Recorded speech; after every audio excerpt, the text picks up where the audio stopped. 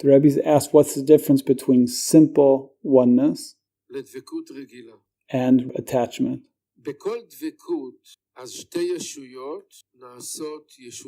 The Rebbe answers that in every dveikut, in every attachment, there's two entities becoming one.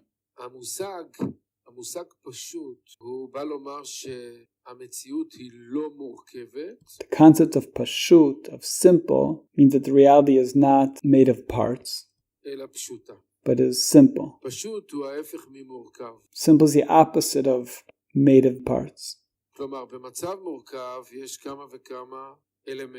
Meaning in the aspect of parts, there's all different elements. But in a simple situation, there's not many elements. There's just one. So when we're talking spirituality about dveikut, attachment, then there's just one reality. That's called simple oneness. That's not made of different parts.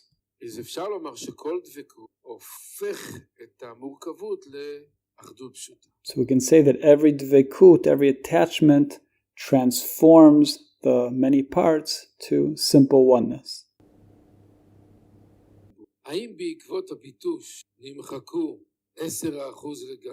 The Rebbe asks if from the bitush it goes away the 10% completely, or has there remained an impression, a memory? The Rebbe says the answer is like this.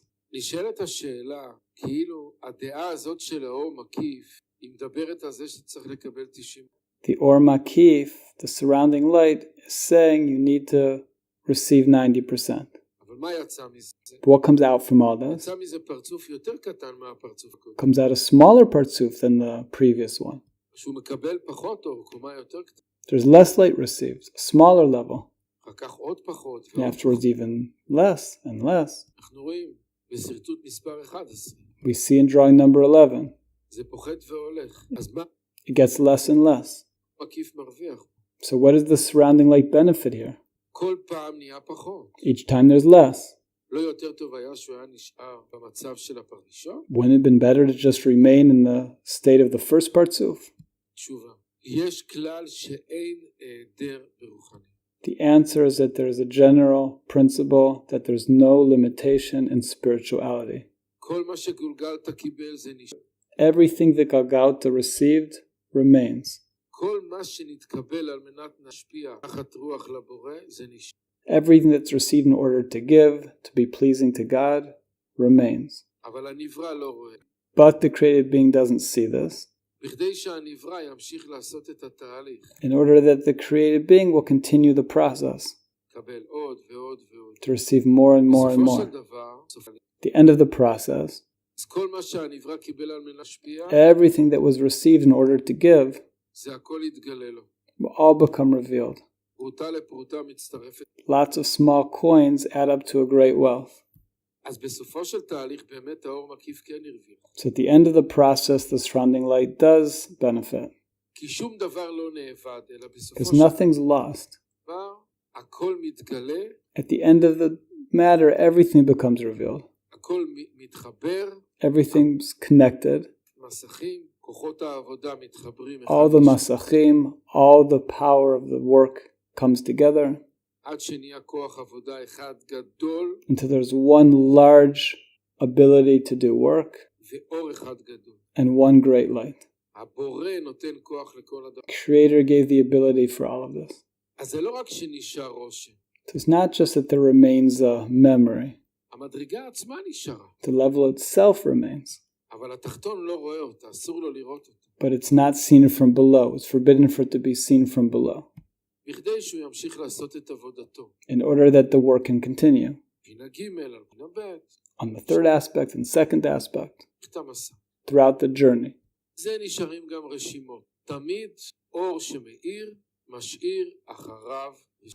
And for this there does remain memories of the light. Every light that shines leaves behind it an impression.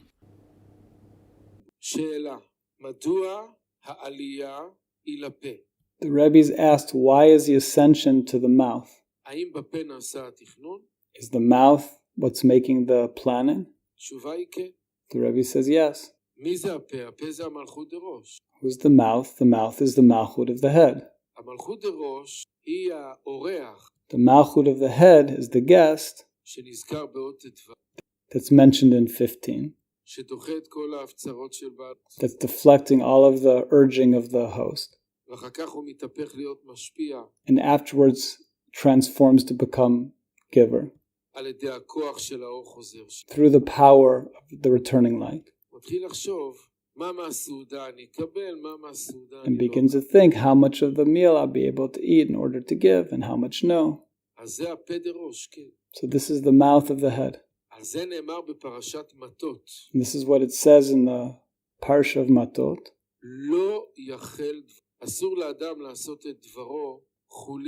It's forbidden not to keep our word.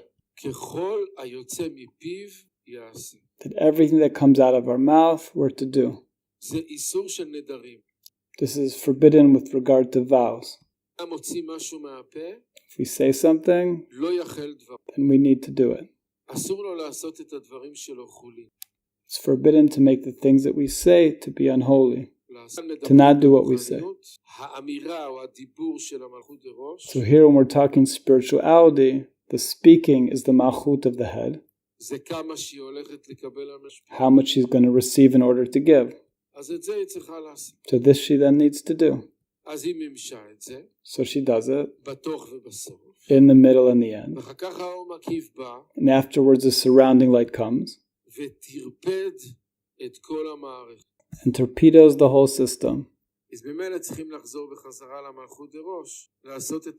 So then needs to return to the malchut of the head to plan again. The Rebbe's asked if in the process of refinement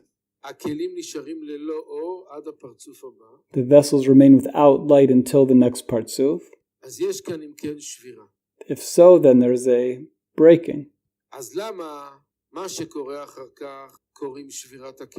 So why is what happens afterwards we call the breaking of the vessels? And this process of the refinement of the partsuf of Galgalta, we don't call it breaking of the vessels. The Rebbe says it's a good question.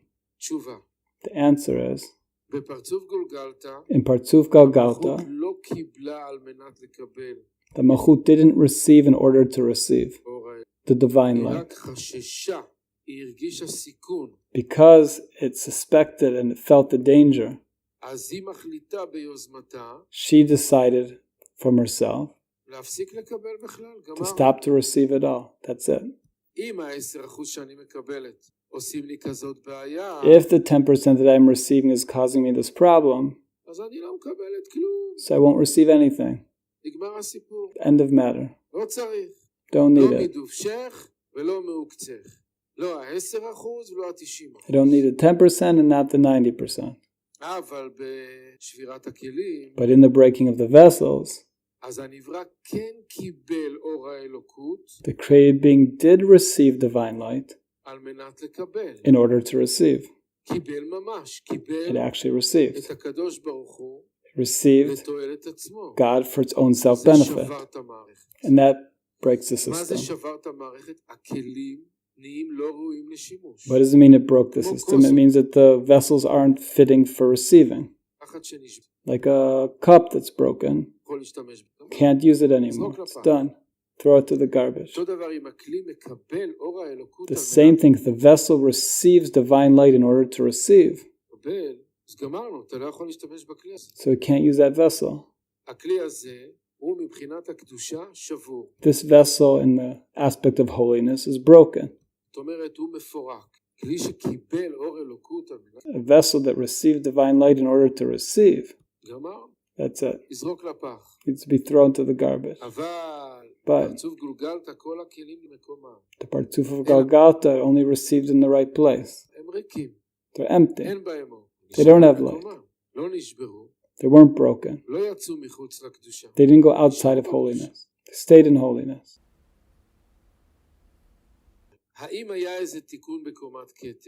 The Rebbe asked if there's a fixing in the level of Keter. that it went up and became refined and didn't receive anything. אני מבין שאת שואלת על השלב האחרון בסרטוט 12 ו-11. The Rebbe says, I understand that you're asking about the last aspect in drawing number 12. זאת אומרת, הזיווג על אוביות השורש, meaning the zivug on the coarseness of the source, the light of nefesh. אז באמת זה המצב הכי קטן של הנברא. So, in actuality, that is the smallest level of the created being. הודעה הכי קטנה שלו. The smallest state. יש שם תיקון. And there is a fixing there. יש שם תיקון, אחרת לא יאיר אור הנפש. There's a fixing, otherwise there wouldn't shine the light of nefesh.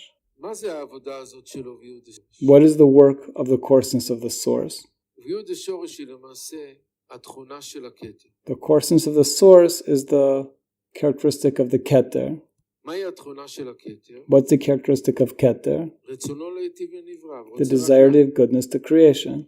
Desire to give. כשהכלי מגיע למצב של אוביות השורש, when the vessel reaches the coarseness of the source, הפירוש הוא שהוא רוצה רק להשפיע. it means that it wants only to give.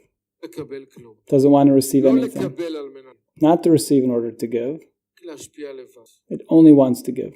המצב הזה נקרא גם עיבור. This state is also called conception.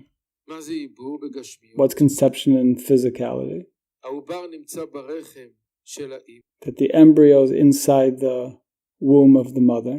והוא בטל ומבוטל שם. It is nullified there. הוא ניזון ממה שהאימא ניזונת. Takes sustenance from what the mother is taking sustenance from. לא מהצ'ונט שהיא אוכלת. Not from what she's eating. אבל כל התזונה שלה תהפכת להיות לדם.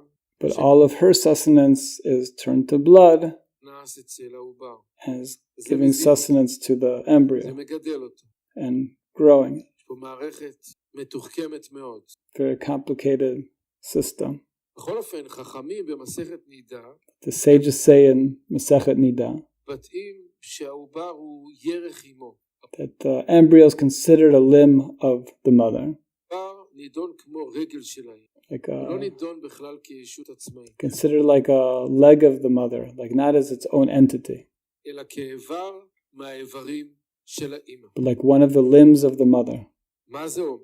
What does this mean? כשמדברים על עבודת האדם, Then we're speaking about a person's spiritual work. זה אומר שלמרות שלאדם יש רצון לקבל, It means that even though a person has desire to receive, ענק, a great desire to receive, אבל הוא huge, לא מפעיל אותו. but they don't activate it. הוא מתבטל לעליון. The person nullifies to that which is above. מתבטל.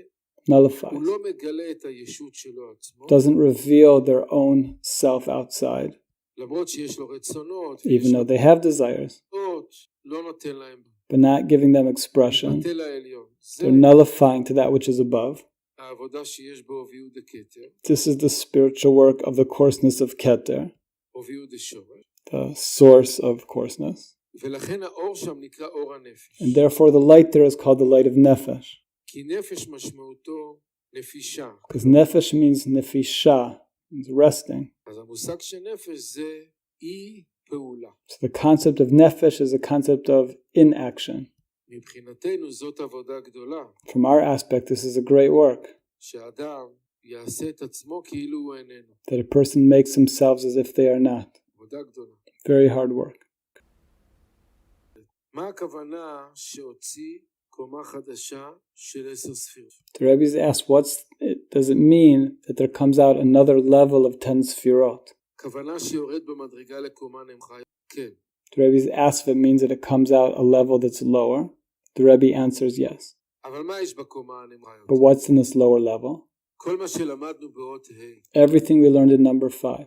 יש שם כתר. There's Keter. שמוליד את חוכמה, אור והרצון לקבל ביחד. That gives birth to Chokhmah, the light and the vessel. כך הרצון לקבל, מפסיק לקבל ורוצה להשפיע. Afterwards, the desire to receive stops to receive and wants to give, זה בינה. which is Bina.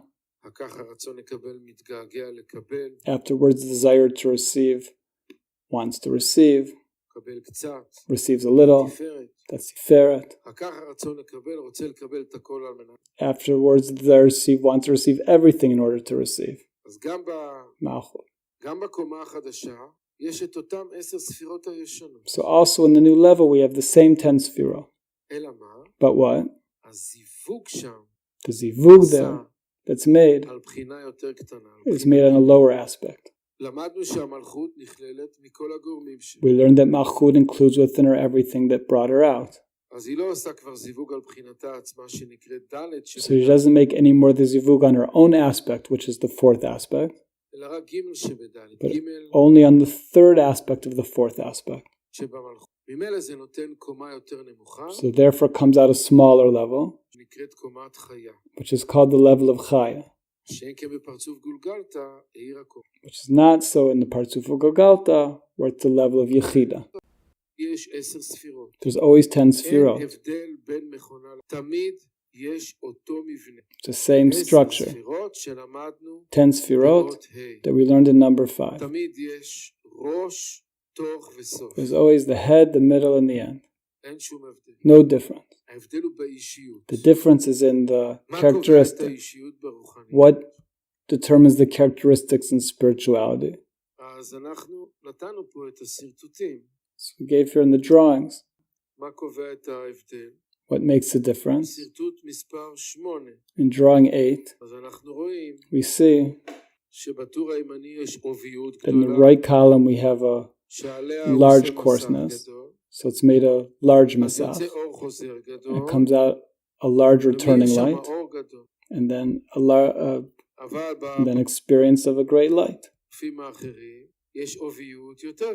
But look at the other columns, there is less coarseness, so smaller masachim, so there's less returning light, and so the level that shines there is smaller. That's the difference. Difference is in what material we're working on. The more that the work is smaller, the characteristic is smaller. The Rebbe asks if a lack in vessels means a lack in making use of them. So how does this apply to Malchut? The Rebbe answers, look at drawing number 5. What do we see in drawing number 5? We have Keter, Chochma, Bina, Tiferet, and Malchut. Now this Malchut, which is the big desire to receive, and only she is the creation, includes within her that which brought her out. She includes in her the Keter, Chochma, Bina, and Tiferet. And she has also her own aspect, called the Malchut of the Malchut. So where's the biggest desire to receive? In the Malchut of the Malchut. Tiferet is a less desire to receive. Bina even less. Chochma even less. Keter even less. So all of this is in the Malchut. Now,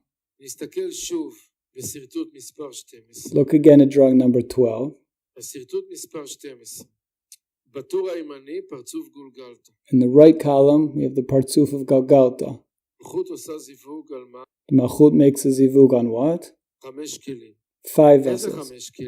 Which 5 vessels? The 5 vessels that are within the Malchut.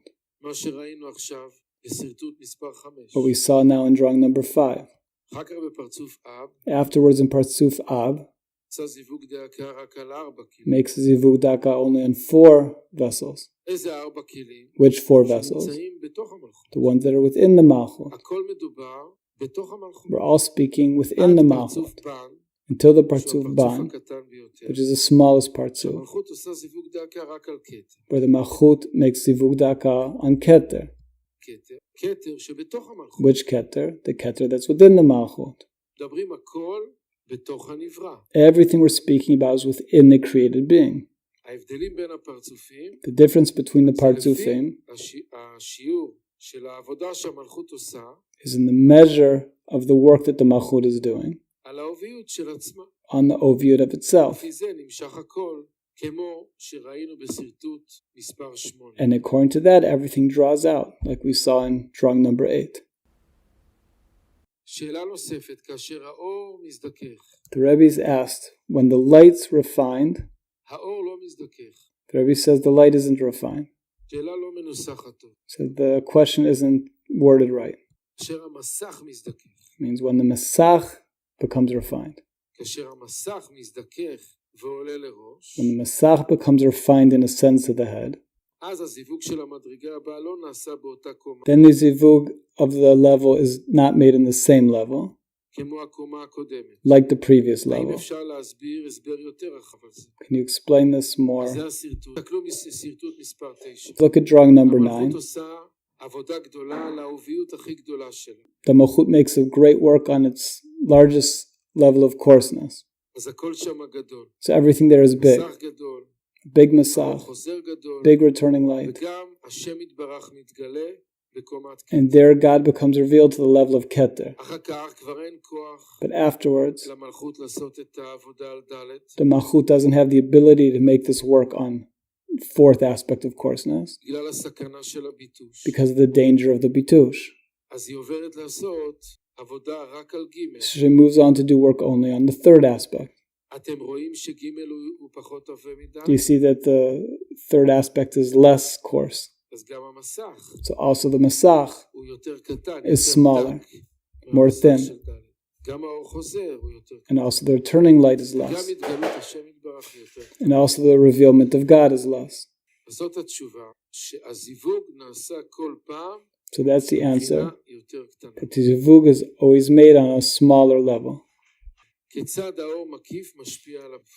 The Rebbe is asked how the surrounding light influences the partsuf. The Rebbe says the surrounding light is a very big light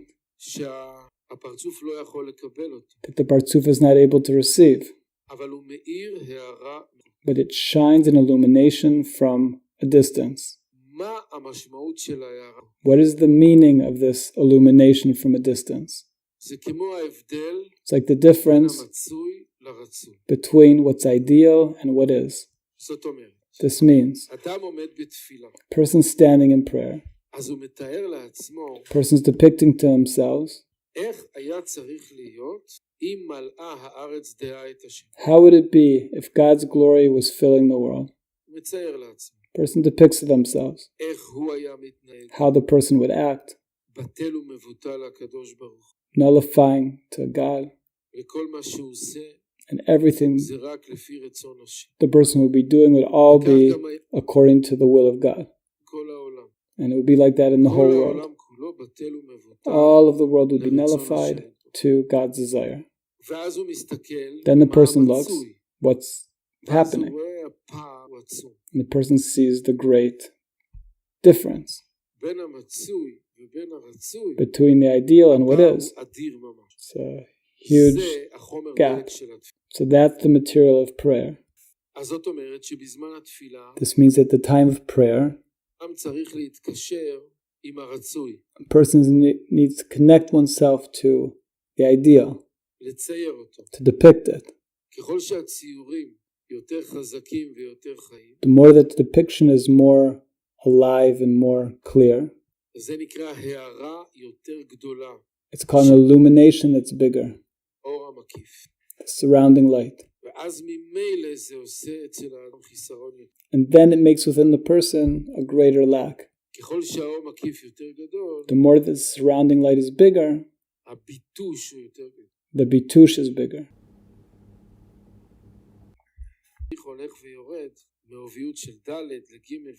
The Rebbe is asked, why does the process go from the coarseness of 4 to 3 to 2 instead of ascending? Isn't it supposed to be the opposite? So Rebbe says, look at the drawing. Drawing number 11. What do we see there? See a process of descending. This means that each time the ability of the Malchut is less, so it goes down. Drawing number 12, we see the process of ascension. Why? Because in drawing number 12, we're not checking the ability of the Malchut. in relation to the general state. We're simply looking at what it's doing. First it made use of 5 vessels. Now it's only making use of 1 vessel. This is called ascension. Why?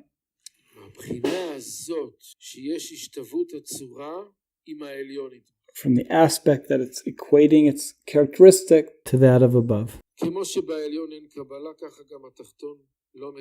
same way that above there's no receiving, so also below is not receiving. It's like Yom Kippur. On Yom Kippur, do we go up or go down? We're considered that we ascend. Why? We're not eating, not drinking, not washing, cleaning ourselves from all of the making use of our body, not receiving. So we're not receiving or becoming similar to the angels, all in white. It's considered an ascension. But if you look at the reason, what's the reason? The Malchut is each time making use of less. She's not able anymore. She's not able anymore. So then it's descending. So it depends if we're looking at the reality, the situation, or at the reason. If we're looking at the reason, then it's a going down. If we're looking at the reality, so it's a going up. Each time it's becoming more and more refined. Less desire to receive. The Rebbe is asked if there's always a differentiation between the surrounding light and the inner light. So the fixing will never be finished. There'll always be 10% and 90%. How we finish the fixing? The answer is that each time the inner light of the lower partsuf is part of the surrounding light of above. So in actuality, as we're going down, we're receiving more light of the surrounding light. More of the surrounding light is becoming inner light. Each partsuf is receiving surrounding light from what was before. The truth is, at the end of the matter, God finishes the fixing and not us. The end of the matter, the final process, the end is done by God. The Rebbe asks, how can divine light be received in order to receive? Because we learned that the Tzimtzum made it that we're not able to receive in order to receive. The Rebbe says it's a great question. The Rebbe says the answer is that God, in all God's glory, created the situation of the breaking of the vessels so that the divine light would shine into the vessels of receiving in order to receive. Why did God do this? Because from here this gives birth to all the system of the klipot, of the unholiness, the shells. And God has a reason that we have free choice. That God made this corresponding to this. That we'd have choice. Because it's good for us to struggle and to choose. Now, if the klipot, the shells, had no light, who would go in that direction? What would they have to sell to us? Why would we go in that direction? So all of these processes, including the breaking of the vessels, were made to set up the system of the klipot. The Rebbe asks, how can we explain that sometimes we feel that instead of growing and developing, we're given the same situations again from God, but the feeling is that we're going backwards and not progressing. instead of in order to give. There's a going down. How does this fit in with the Partsufim? The Rebbe says this goes with drawing number 11, where we see the Partsufim are going down. This we need to explain in a basic way. God wants only one thing, us to progress. So therefore, when a person's making a lot of real work, real serious big work, so God, instead of raising the person up, that they'll be all the time filled with divine light, brings the person down to be even more worse than they were before. Why does God do this? The answer is God wants a person to progress. So it brings a person to harder and harder trials. This is what the sages say, that one who becomes bigger than their friend, their desires are bigger. That's the progression. We're not going backwards. We're progressing. Like, for example, in school, a kid with small abilities is given small projects. If the person gets better, then they're given bigger projects. The more that the kid becomes stronger, given bigger trials, put more on their shoulders. This is progressing, it's not going down. We need to understand this. But what? We're working with our desire to receive. We want to be paid. We want God to bring us to a state of great light. Someone who's in a regular unit and brought to higher one, what, they're given roses? The Rebbe's asked if the fixed vessels come to expression only in Ban, and we, the created beings, do work only in Ban. The Rebbe says we begin from below to above. So we begin from the Ban, but after that we need to ascend to Ma, and after Ma we need to ascend to Sag. We begin from below.